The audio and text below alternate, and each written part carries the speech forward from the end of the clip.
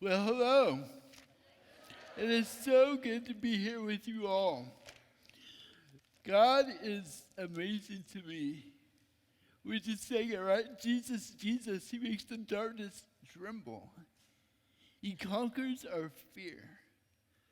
There's an old song, way old, probably before your time, where we kept singing this song at church. It was, bear with me, I don't sing, but I'll sing it for you. We exalt thee. Ever heard this? We exalt thee. Yeah. We exalt thee. What's next? Oh Lord, right? So we're driving home from church one day, and I'm sitting in the back seat, and I said, "Hey, Mom, why do we sing that song at church all the time? It just doesn't make sense." And she goes, "What worship song are you speaking about? You know that song." Well, sing a little bit for me. Sing it. So I said, "We exalt thee." I didn't say we exalt thee. I said, "We are salty. We are salty. We are salty." My mom laughed so hard she had to pull the car over.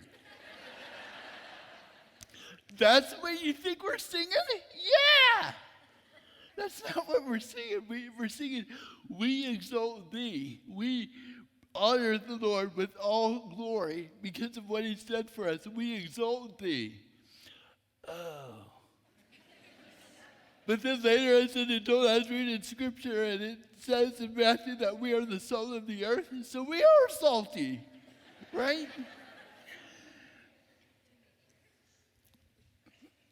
So I'm here tonight, flew all the way from Phoenix because I have a heart for high school students. To be honest with you, I hated high school. I was so afraid of high school. 8th grade, I go to bed one night, I find what you would call a new normal. I go to bed one night, the very next morning I wake up. That very next day, it's a big day for our family. It's Easter Sunday of all days. It's my mom's birthday. All right, hold on. It's my aunt's birthday. They're identical twins. And it's my stepdad's birthday. They have the same birthday, my mom and he and my aunt. Isn't that crazy? They also have the same anniversary. Yeah. So it's a big day. Easter and 3 birthdays. I'm not a morning person still to this day. I would rather stay up late and sleep in if I can. And I had a waterbed back then. That was the best bed I've ever owned in my life. Sloshing around, whatever. I hear my mom's footsteps come down the hallway. And I knew my bedroom door was about to be opened, and she was going to come in and wake me up to get ready for church for Easter Sunday. And sure enough, her hand breaks the doorknob. The door flies open on its hinges. "Hey, Chris, wake up. It's time we have to start getting ready to go to church." "Okay, Mom. Happy birthday, Mom." "Thank you. Happy Easter." "Thanks, Mom." "Hey, your Easter basket's on your desk over here. So when you're ready, let's get going. Let's do this quickly. We have to get going." "Okay, I'll be down in a minute." Yeah, I was going to meet my family for breakfast in the kitchen. She closes the door, amples her back down the hallway, and I'm sloshing in my waterbed. It's awesome. I don't want to get up. The sunlight's going through the closed blinds, the little slits in my blinds. So I see it like it was yesterday. Particles of dust are shimmering above the bedspread. The birds are chirping outside. Water's gushing through the pipes to water the back lawn with the sprinkler system. It's Easter. It's my mom's birthday, my stepdad's birthday, my aunt's birthday. It's a big day. And my motivation to get up, I wanted to see what was in the Easter basket. So I swing my legs over the waterbed frame, And the moment I stood to my feet is the moment that my world crumbled before me. It's the moment that chaos in my life broke loose. Because the moment that morning I stood to my feet, my head fell forward. So far forward that my chin was touching my chest, and I couldn't lift it back up. And at first I thought I did something wrong. It was some kink. It would work itself out. But later I learned that this wasn't that. I didn't sleep on it wrong. Something was serious. And from that day forward, I have not lived a life that was, quote, normal. 2.5 months later, I was diagnosed with a rare muscle and nerve disease after going through many tests and hospital visits. I'm 8th grade. I'm dealing with a lot. And I wake up with this disease and it changed my life forever. And my life was filled with darkness. And I didn't feel salty for the Lord. I didn't want to exalt him. It felt like I was unlovable. I didn't feel accepted. And from my 8th grade on, I was teased relentlessly. Called a freak, an idiot, you're stupid. And I still get that to this day. And wherever I go in public, I'm always stared at. I mean, I'm good looking, but come on, right? But it changed everything about me. So I woke up first with my head lipped over, and that was it. And then after a while, I started to walk the way that you see me walk now. And then my voice started to sound like it sounds right now. I have a disease called torsional dystonia. It's the twisting of your torso. So when your torso twists, your vocal cords twist with it. I have a master's degree from college, but I like to fool people. Because they don't look right, they don't think I'm all there. So it's fun to play with people's minds. It's great. I go into the airport quite a bit to fly to go speak. And I went up to a ticket agent, and I went up to the self-kiosk where you can check yourself in. And the ticket agent stood very close by the machine. She didn't think I could do it. She didn't say it, but you can see it in her face. And after a while, she goes, "Can I help you?" And I go, "No." I got this. And so I started getting all my check-in, my boarding pass prints, the ticket for my luggage spits out. I grab my stuff, and as I walk away, she gets right into my face. I can still smell the peppermint in her mouth. It was that close, like too close. And she goes, "Good for you." And I go, "Thank you." And I walked away. It's fun to mess with people. What about you? You've come here this week to move, and maybe you weren't sure what this week was about. Maybe you are facing something in your life that's dark, something that's heavy. And maybe we can't see it outwardly, but maybe you're holding it inside. And you're wondering, is God real? Can I trust this God? Yes, you can, because he will provide for you. Why? Because he is real. I've lived it. In 1 Kings 18, it says this. Elijah went before the people and said, "How long will you waver between two opinions? If the Lord is God, follow him. But if Baal is God, follow him." But the people said nothing. Elijah's a lone wolf. The only prophet of God during that time. And Elijah's spirit was so free that he went wherever God moved him to be. And in this scene, we pick up the story here to be continued. God's not done with Elijah yet. He's asking Elijah to do something very bold, to stand up, to make a stand in front of his fears. He called all Israel together. He said, how long will you waver between two things, two ideas, two beliefs? You worship God, you worship Baal. Which one is it? And they said, nothing. Stop. I've been there before. Have you? We know what this disease was for 2.5 months after I woke up with it.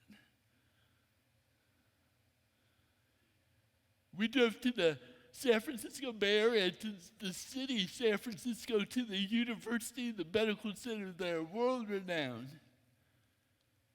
And I'll never forget the day I'm standing 8 stories above in a skyscraper, the top story. Maybe not classified as a skyscraper, but a tall building. And there's a glass right here. And I'm looking over the edge, 8 stories below, down at the people that look like ants. And I'm so close to the window pane that I'm breathing heavy. And my breath is fogging up the glass. And whenever I inhale, it evaporates. Blow again, it fogs up the glass. And while I was standing so close to the edge, I was lonely. Because I had fear. I was angry. I was angry at the world. I was angry at God. This life, it just is not fair. And I felt shamed. I hated who I was. My appearance had changed. I hated looking at myself in the mirror because I didn't like the reflection staring back at me. And I wonder how these people felt here in this story. They've gone to other false gods, other false securities that they put their trust in. Because they didn't think God was real. And when Elijah spoke to them, they didn't respond. And Scripture says they said nothing. They were quiet. Maybe they knew that God was the real deal, but they just didn't want to face the pressure because they were wanting to be happy. When God wants to give people joy in the midst of their pain. And the story goes on to say this in verse 22 of 1 Kings 18. Then Elijah said to them, I'm the only one of the Lord's prophets left, but Baal has 450 prophets, not to mention 400 prophets of Asherah, 850 of them. He says, here's the showdown. Get 2 bulls for us. Let Baal's prophets choose one for themselves to let them cut it into pieces and put it on the wood, but not set fire to it. I will prepare the other bull and put it on the wood, but not set fire to it. Then you call on the name of your God, and I will call on the name of the Lord, the God who answers by fire. He is God. Then all the people said, what you say, Elijah? That's good, because you're digging yourself a hole. That's not going to happen. That's insane. You're setting yourself up for failure. God's not going to answer either of us. You're insane. You do it. We dare you. Go ahead. We'll laugh at you because you're going to fail, fall on your face. But what I liked about Elijah, it's in his culture, he stood up for what was right. And so many times in our culture today, we don't stand up for what is right because we go along with the pressures of the day. I get it, student. There's influence in your life that maybe you're listening to. Maybe social media, you're engrossed with different posts, and that's all right. But if you let those posts define who you are, and make you feel bad where they play with your emotions, make you depressed, and the pain that you're hiding behind maybe tonight. It's Jesus, Jesus. He makes that darkness tremble because he overcomes fear. Where are you at tonight, student? You say that there's God, you believe in God, but you're doing your own thing. Elijah here, this story is calling people out. He's basically saying you can't have both. You either go with one or you go with the other. Well, which one is it? And he goes on to say this, verse 25. Elijah said to the prophets of Baal, choose one of the bulls and prepare it first. Since there are so many of you, call on the name of your God, call on your hope, call on what you put your security in. Do that, but do not light the fire. So they took the bull given them and prepared it.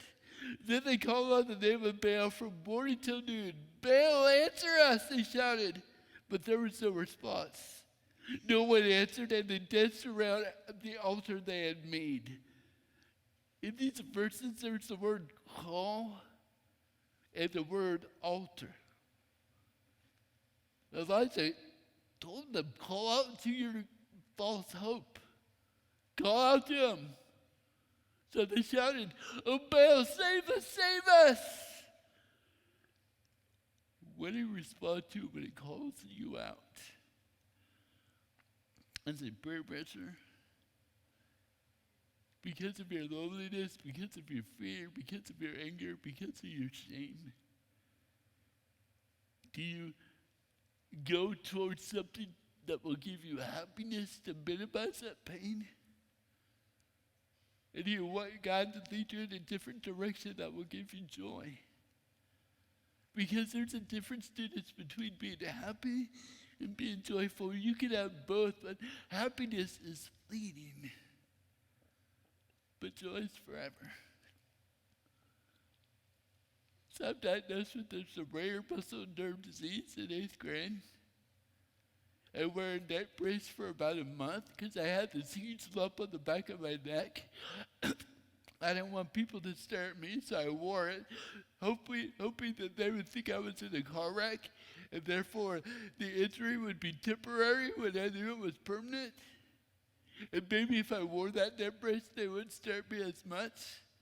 And so I wore this neck brace for a month. I didn't need a neck brace.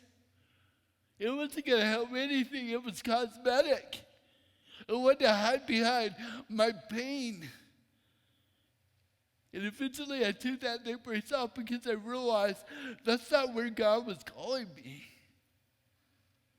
I was putting my hope in false things because I was seeking happiness, because I was so depressed over who I had become with this disability.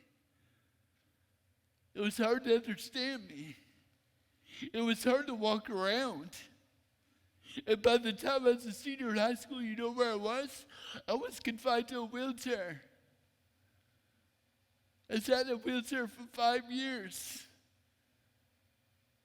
I never thought I would ever walk again. I hated myself. I did not like high school. I did not like the culture that you are now in. And since I've been in high school to where you are now, you have so much more pressure that you deal with that I never had to deal with at all.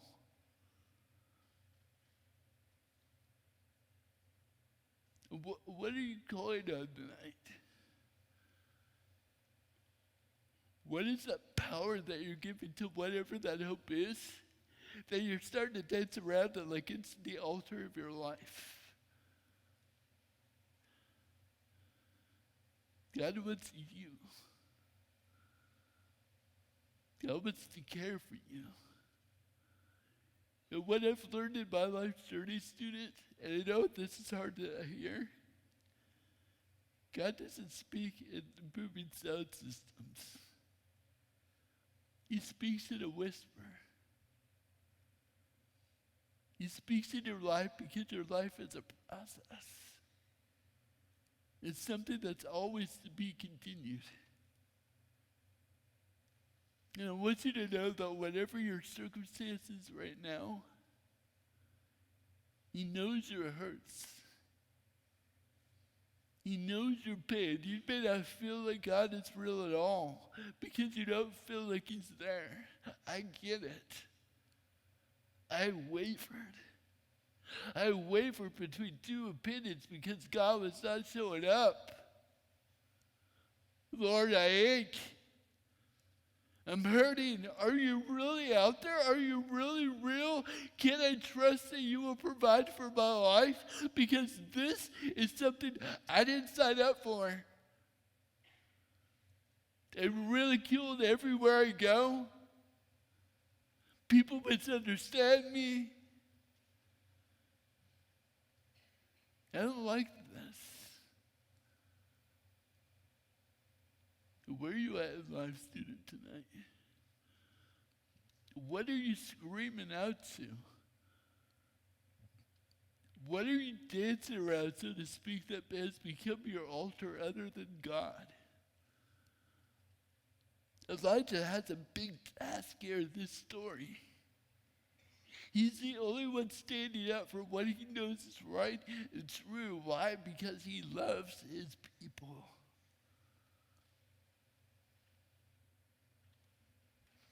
It says this. And Jude, Elijah began to taunt them. Shout louder! Surely he is a God who, perhaps he's deep in thought, or busy, or traveling. Maybe he's sleeping and must be awake and wake up, wake up! So they shouted louder and slashed themselves with swords and spears. That's gross. As it was their custom until their blood flowed. Oh, you just made their matter worse.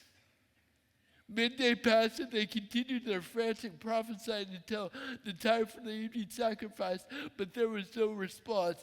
No one answered, no one paid attention. It was just wind. Because they wouldn't attune their ears to God's whisper. God speaks to me every day, student. Not audibly, but through His peace in my spirit. It's a whisper. Do you hear Him in your life? He starts with, I love you. You're worth it. I want to lead you. Do you trust me? God changed my life forever.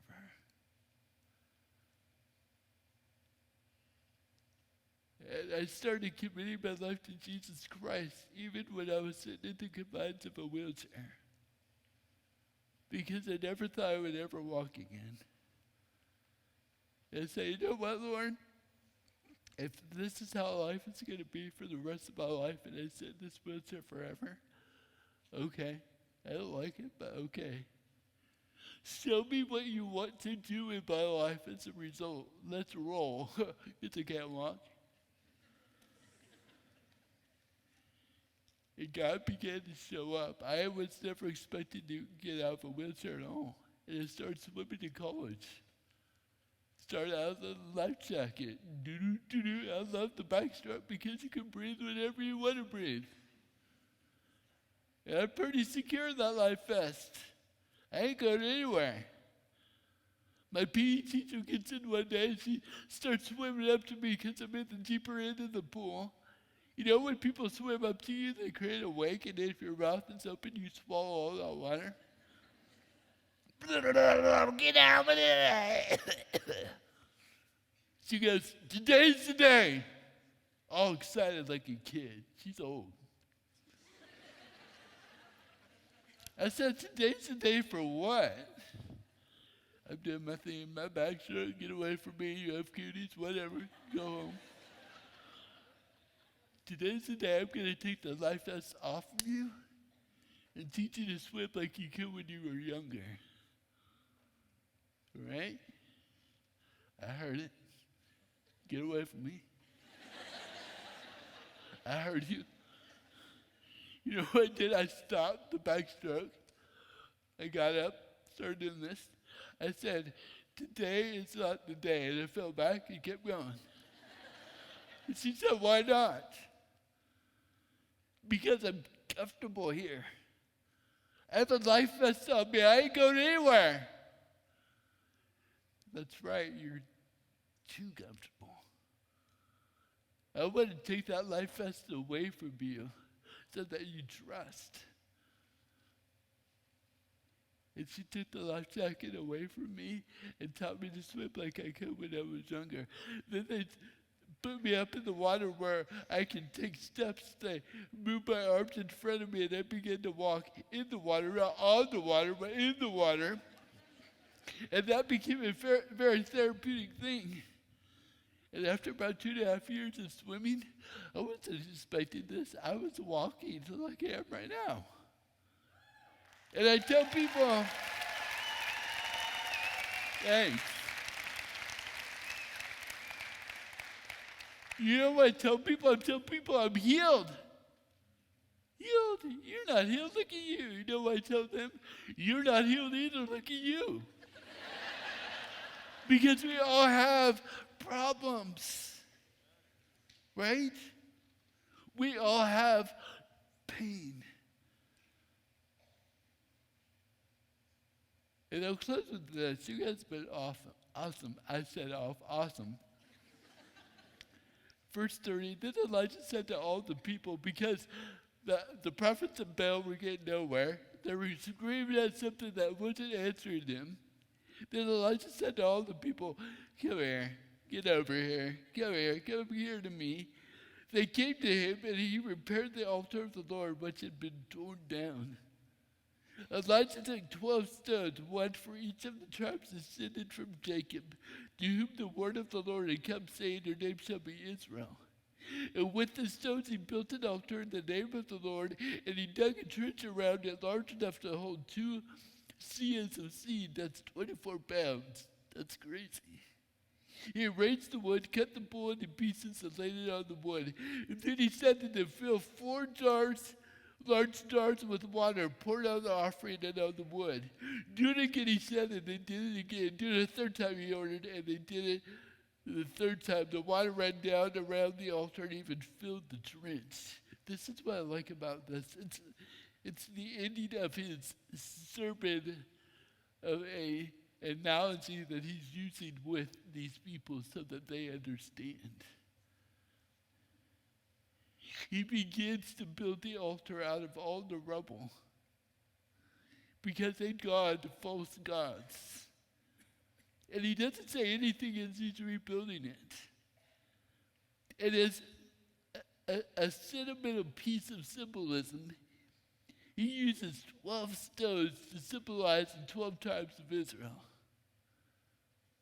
And the people are watching this. And no one's saying a word.